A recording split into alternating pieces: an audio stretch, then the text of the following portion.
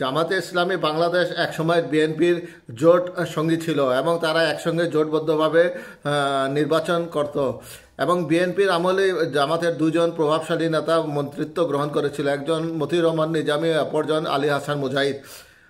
কিন্তু বর্তমান কয়েক মাসে দেখা যাচ্ছে বিএনপি এবং জামাতের মধ্যে উত্তপ্ত বাক্য বিনিময় চলছে সামনের নির্বাচনকে কেন্দ্র করে। উভয়কে বিশ্বাস করতে পারছে না। বিশেষ করে ফখরুল ইসলাম আলমগীর ও রিজভী আক্রমণাত্মক ভূমিকায় জামাতের পিছনে লেগেছে।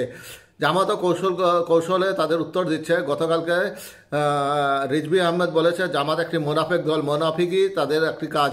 তারা ভিতরে ভিতরে এক কথা বলে, বাহিরে তারা আরেক ধরনের কথা বলে। তার এই বক্তব্যের উত্তর দিয়েছে জামায়াত। রিজভীর বক্তব্য জাতীয় ঐক্য বিরোধী ও দূরভিসন্ধিমূলক। বিএনপির সিনিয়র যুগ্ম মহাসচিব রুহুল কবির রিজভী জামায়াতকে মুনাফেক বলে যে বক্তব্য দিয়েছেন তা জাতীয় ঐক্য বিরোধী এবং দূরভিসন্ধিমূলক বলে মন্তব্য করেছেন দলটির কেন্দ্রীয় নির্বাহী পরিষদের সদস্য এবং কেন্দ্রীয় প্রচার ও মিডিয়া বিভাগের সেক্রেটারি অ্যাডভোকেট মতিউর রহমান আকন্দ। বৃহস্পতিবার এক বিবৃতিতে তিনি এই মন্তব্য করেন।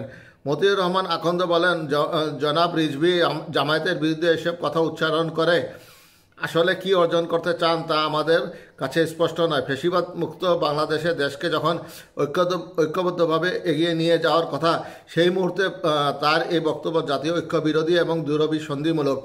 দেশবাসী মনে করে এ ধরনের বক্তব্য সৌজন্যতা এবং রাজনৈতিক শিষ্টাচার বহির্ভূত। তিনি বলেন, গত 12 ফেব্রুয়ারি রাজশাহীর বাগমারা উপজেলার এক স্মরণ সভায় বিএনপির সিনিয়র যুগ্ম মহাসচিব রিজভী বলেন, আমরা জামায়াতকে সমর্থন করিনি। বিএনপির উদারতার কারণে তারা বাংলাদেশে প্রথম রাজনীতি করার সুযোগ পায়, কিন্তু সবসময় এই দলটি মুনাফিকি করেছে। মুনাফিকি ছাড়া তারা কিছু করেনি।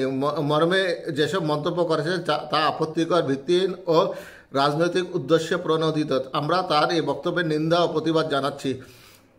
আকন্দ বলেন, ইসলামী আদর্শের ভিত্তিতে রাজনীতি করে জামায়াত। কখনো কারো সঙ্গে জামায়াত মুনাফিকি করেনি। জামায়াত দেশের মানুষের অধিকার, আইনের শাসন, ন্যায় বিচার, মানবাধিকার ও ভোটের অধিকার প্রতিষ্ঠার জন্য আপোষহীনভাবে লড়াই করে যাচ্ছে এবং যাবে।